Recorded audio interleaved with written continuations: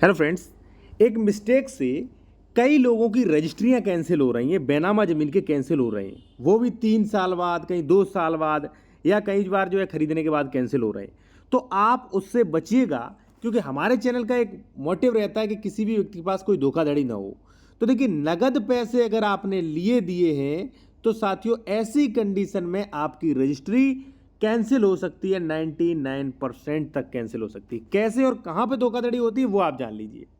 जैसे मान लीजिए साथियों, यहां पे आप देख सकते हैं ये जमीन जो है वो 34 लाख की जो है उसका सेल किया है, 34 लाख का। और यहां पे स्पष्ट मेंशन किया गया कि इतना पैसा जो है वो भाई मैंने नगद दे दिया है इस व्यक्ति को, ठीक है, और पूरा जो है वो वसूल लिया है, ठीक है, और कब्जा दखल दे दिया है। इन्होंने स्पष्ट मेंशन कर दिया इसमें। अब हो क्या रहा है कि यही व्यक्ति, मान लीजिए क्या होगा भाई, आपने ए व्यक्ति से खरीदी थी, ए को नगद पैसा दे दिया आपने।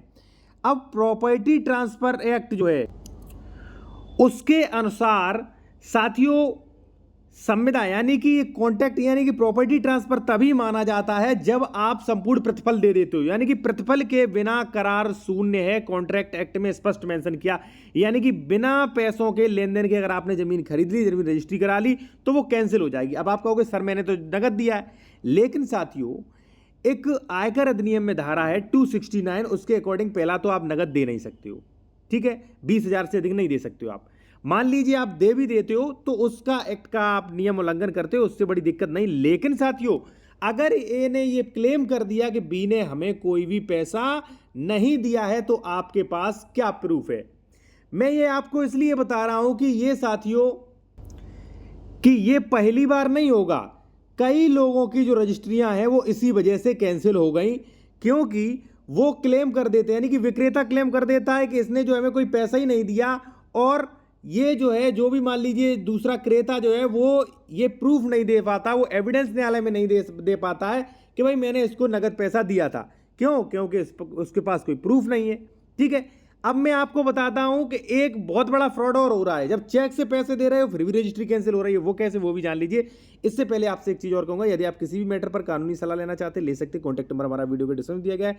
या आप उत्तर प्रदेश में कोई प्रॉपर्टी खरीद रहे हो और आपको डॉक्यूमेंट्स चेक करवाना है, जैसे मान लीजिए उसकी डबल रजिस्ट्री, लोन आदि आप जो है चेक करवाना चाहते हो कि भाई कई बार क्या होता है भाई, फ्रॉड हो जाता है। कई बार सरकारी जमीन खरीद लेते हैं, आपको धोखाधड़ी से सरकारी जमीन, डबल रजिस्ट्री, ऐसा फ्रॉड होता है तो आपको अच्छा एडवोकेट नहीं मिल पाता है। तो आप मेरे द्वारा भी चेक करवा सकते हैं, ठीक है। कॉन्टैक्ट नंबर वीडियो के डिस्क्रिप्शन में मिल जाएगा। देखिए साथियों, एक तो ये हो गया नगद पैसे आपको नहीं लेना देना चाहिए, ठीक है, बिल्कुल भी, ठीक है, क्योंकि ये चला जाएगा कोर्ट में, आप कोई एविडेंस दे नहीं पाओगे, रजिस्ट्री आपकी कैंसिल हो जाएगी। दूसरा क्या हो रहा है, मान लीजिए साथियों आपने यहां पर चेक संख्या लिख दी 53, यहां पे मान लीजिए आपने जो है चेक संख्या से पैसा दिया, ठीक है, अक्सर वकील ये करवा रहे हैं। चेक जो चेक संख्या था 699 था, ठीक है, आपने यहां पे मेंशन करवा दिया। अब ये 699 रजिस्ट्री के बाद बाउंस हो गया चेक, या मान लीजिए आपने कहा कि भाई ये चेक मुझे दे दो, नगद ले लो, और आपने नगद दे दिया, फिर तो 100% रजिस्ट्री कैंसिल हो जाएगी आपकी। ध्यान रखना, जो चेक का या जिस आरटीजीएस का आपने एनएफटी नंबर का जिक्र किया है, अगर उससे ट्रांजैक्शन उतना नहीं हुआ है, वो कोई भी फर्जी अगर पाया जाता है तो आपकी रजिस्ट्री तो 100% कैंसिल होएगी।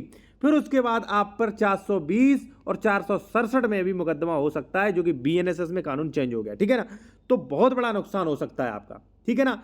इसलिए कोशिश ये करें कि आपके एडवोकेट वगैरह कहते हैं कि नहीं नगद लेन देन कर लो, या मान लीजिए कोई अन्य तरीका बताते हैं, तो वो अन्य तरीका करने से पहले आपको 10 बार सोचना समझ लेना चाहिए और किसी अच्छे एडवोकेट की सलाह लेना चाहिए, जिससे किसी भी मान लीजिए कॉन्ट्रैक्ट एक्ट या मान लीजिए प्रॉपर्टी ट्रांसफर एक्ट का उल्लंघन ना हो, वरना रजिस्ट्री आपकी चली गई, ये मान लीजिए आप, ठीक है।